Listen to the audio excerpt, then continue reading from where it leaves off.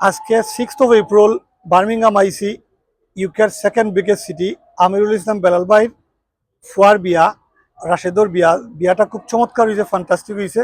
এবং হলটা যদি আপনারা দেখাই, আমিংটন হল ইটস এ বিউটিফুল হল।